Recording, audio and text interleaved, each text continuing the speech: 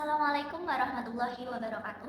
Perkenalkan, nama saya Agustin Jihan Amelia, NIM 23, dari Universitas Islam Negeri Wali Songo Semarang, jurusan Pendidikan Guru Madrasah Ibtidaiyah.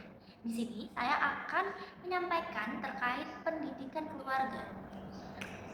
Seperti yang sudah kita ketahui bahwasanya keluarga adalah sekolah pertama anak atau ruang belajar pertama anak. Diibaratkan anak itu seperti kertas kosong yang masih kosong, bersih, dan suci. Nah, orang tua dan juga keluarga dan masyarakat sekitar itulah yang akan menulis di kertas kosong itu, baik dari sikap, perilaku, akhlak, tauhid, dan lain sebagainya, yang mengarahkan anak itu akan menjadi baik atau menjadi buruk. Pendidikan keluarga itu sangat penting ya teman-teman.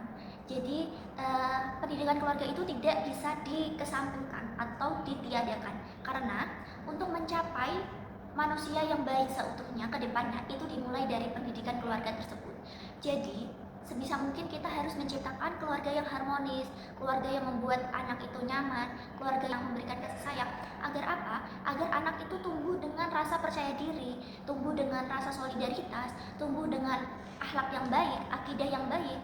Karena tanggung jawab orang tua itu sangat penting dan juga sangat mulia. Seiring berkembangnya zaman, pendidikan adalah aspek paling penting yang ada dalam kehidupan sekitar.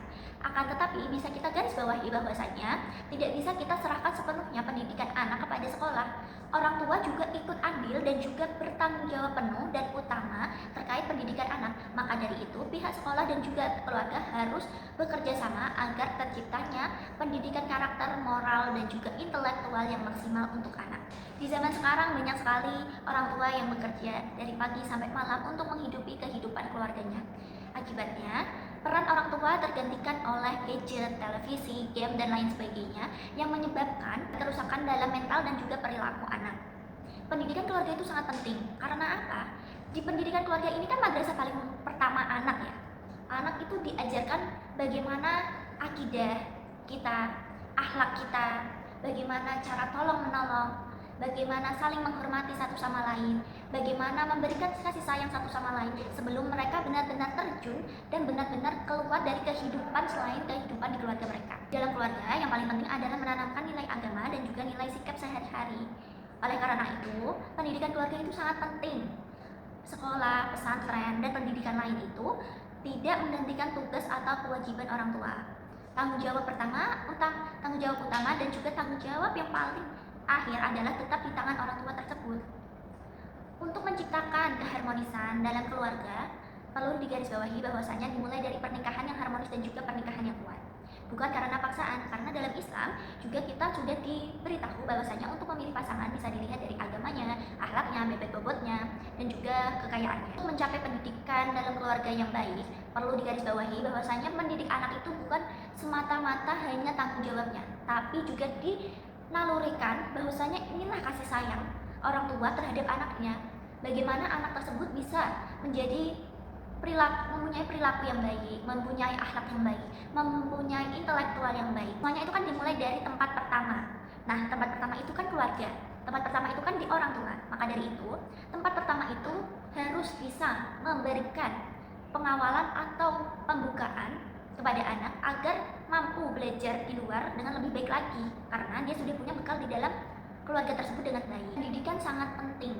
Bahkan sebagai social continuity of life, the process of instruction and training, it not narrowly as transmission from some person to other of the skill, the arts and the science.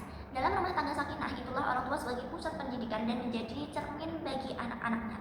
Dengan demikian, orang tua dituntut untuk menjadi pendidik yang memberikan teladan pada anaknya, memberikan bimbingan, memimpin keluarga dan mengatur kehidupannya, memberikan contoh sebagai keluarga yang ideal dan bertanggung jawab dalam kehidupan keluarga bersifat jasmani dan juga rohani. Dapat disimpulkan bahwasanya pendidikan yang diberikan oleh orang tua kepada anak-anaknya dalam keluarga memiliki tujuan, yaitu memberikan dasar tauhid, yaitu menanamkan kepada anak bahwasanya Allah itu satu, Allah itu esa.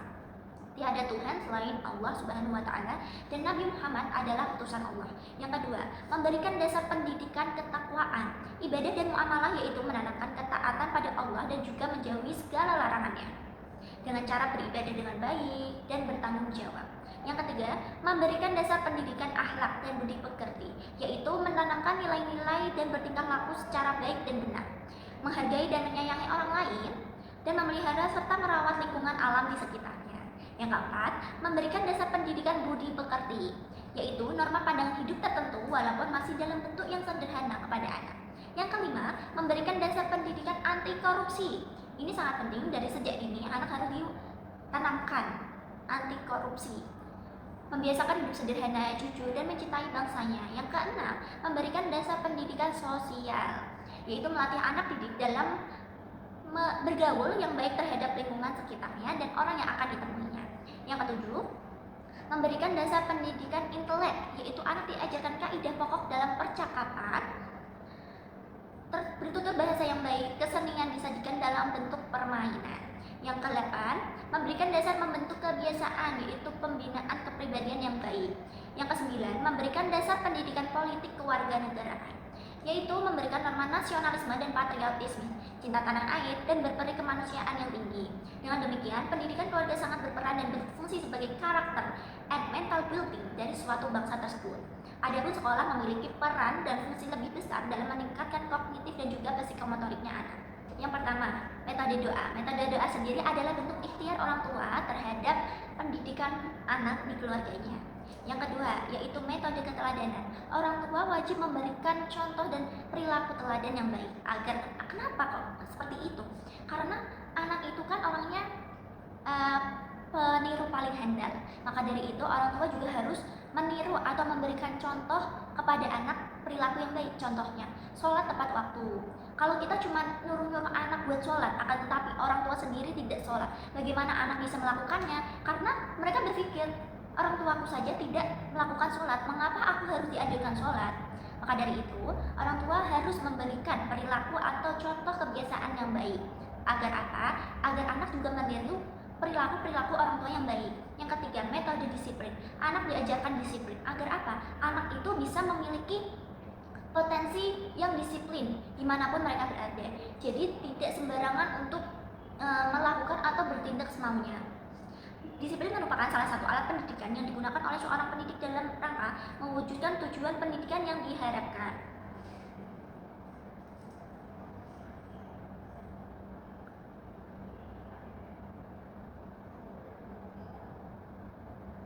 Disiplin itu seperti halnya anak pernah melakukan kesalahan. Maka dari itu, orang tua wajib mendisiplinkan anak agar kembali ke jalan yang benar.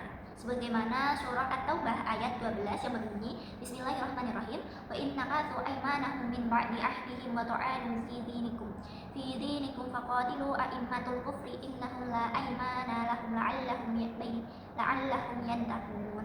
At-Taubah ayat 21, yang artinya, jika mereka merusak sumpah atau janjinya sesudah mereka berjanji dan mereka mencerca agamamu, maka perangilah pemimpin-pemimpin yang kafir itu, karena sesungguhnya mereka itu adalah orang-orang yang tidak dapat memegang janji mereka, agar mereka supaya berhenti.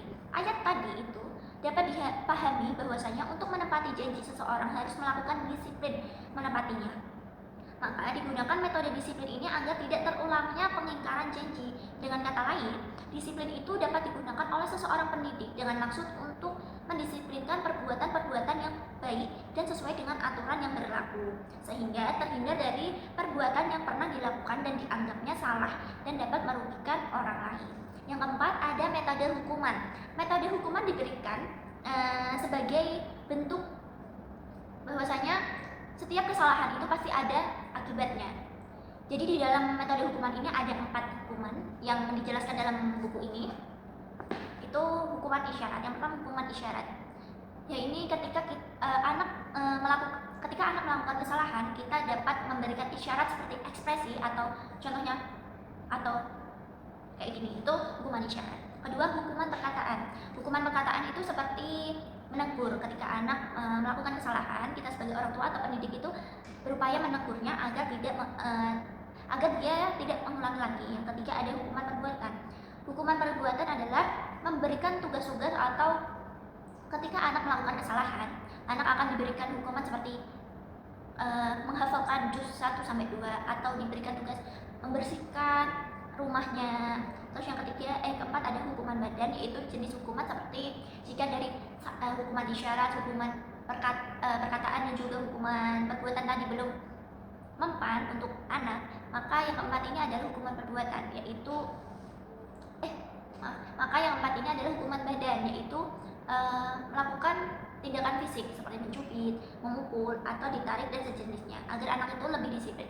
Tapi dengan tanda kutip tidak berlebihan dalam hukuman badan tersebut. Yang kelima ada metode ganjaran. Jadi ganjaran ini kan reward ya, reward. Ketika anak mampu disiplin, mampu mematuhi, mampu berbuat baik dan lain sebagainya, kita sebagai orang tua ataupun pendidik juga mempunyai hak atau mempunyai kewajiban untuk memberikan reward kepada mereka. Karena apa? Karena mereka sudah melakukan perilaku-perilaku yang baik, mereka sudah mematuhi perintah-perintah dan tidak melanggar perintah. Dengan ini anak itu bisa berpikir bahwasanya, oh kalau aku berbuat baik, maka aku bisa dapat hal-hal yang lebih baik. Dan sebaliknya, ketika anak melanggar atau berbuat buruk, maka dia akan mendapat hal-hal yang lebih buruk. Ada 4 aspek dalam pendidikan keluarga yang tidak boleh terlewatkan. Yang pertama adalah pendidikan akidah. Akidah berkaitan erat dengan iman dan juga rukun iman kita, yaitu beriman kepada Allah, Nabi, Rasul, Malaikat, Kitab, dan hari akhir, qada dan qadar. Pendidikan akidah adalah upaya yang terus-menerus menanamkan nilai-nilai yang baik kepada anak agar memiliki keimanan yang kuat dan juga berkualitas. Sebagaimana dalam Quran Surah Luqman ayat 13 yang berbunyi, Bismillahirrahmanirrahim. Wa idz qala Luqmanu li ibnihi wa huwa ya'idhuhu ya bunayya la tusyrik billahi innasyirka la dzulmun 'adzim.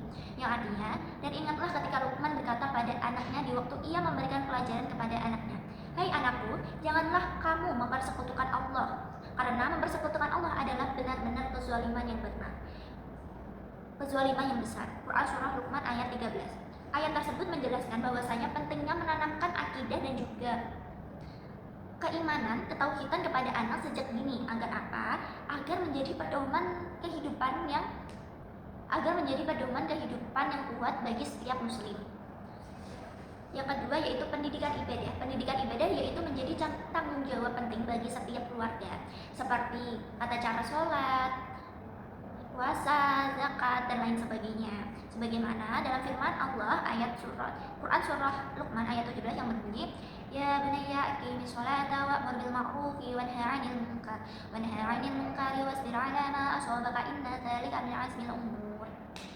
Yang artinya, hai anakku, dirikanlah sholat dan suruhlah manusia untuk mengerjakan yang baik, dan cegahlah mereka dari perbuatan mungkar, dan bersabarlah terhadap apa yang menimpa kamu. Sesungguhnya hal yang demikian itu termasuk diwajibkan oleh Allah. Jadi perlu digarisbawahi bahwasanya pendidikan ibadah itu sangat penting. Karena apa? Karena keimanan itu tadi kan sudah diberikan di dalam pendidikan akidah. Setelah kita mempunyai belajar akidah tersebut, maka untuk menambah akidah kita perlu belajar tentang pendidikan ibadah. Bahwasanya tata cara sholat, tata cara wudhu, puasa, dan lain sebagainya. Yang ketiga, pendidikan membaca Al-Quran. Pendidikan membaca Al-Quran sangat penting. Agar apa? Agar anak sebelum bisa membaca dianjurkan untuk anak itu sebelum bisa membaca Quran dan lain sebagainya sudah bisa membaca Al-Quran dengan tatanan tajwid yang benar. Yang keempat adalah pendidikan akhlak. Pendidikan akhlak ini kan tentang sikap ya, tentang perilaku. Seperti tadi yang sudah saya jelaskan di awal bahwasanya pendidikan keluarga itu bisa menanamkan tentang akhlak yang baik, cara tolong menolong, menghargai satu sama lain, ataupun memberikan kasih sayang satu sama lain dengan semestinya. Nah, mengapa sih penting pendidikan agama itu dalam pendidikan keluarga? Yang pertama, fungsi solidaritas. Yang kedua, fungsi edukatif. Yang ketiga, fungsi penyelamat. Yang keempat, fungsi kontrol sosial. Yang kelima, fungsi kreatif. Yang keenam, fungsi transformatif. Yang ketujuh, fungsi pendamai. Dan juga yang kedelapan, fungsi sublamatif. Karena keluarga itu kan madrasah pertama anak. Madrasah pertama anak, guru pertamanya adalah orang tua, ayah dan ibunya. Maka dari itu, pendidikan yang paling penting dan paling utama diajarkan dalam pendidikan keluarga adalah pendidikan agama. Seperti yang sudah saya jelaskan tadi, bahwasanya perlu diajarkan tentang akidah, akhlak, pendidikan, ibadah, dan juga membaca Al-Quran dan lain sebagainya. Mungkin cukup sekian yang bisa saya sampaikan, kurang lebihnya mohon maaf. Karena apapun yang saya sampaikan tentu saja tidak luput dari kesalahan. Wabillahi taufiq wal hidayah. Wassalamualaikum warahmatullahi wabarakatuh.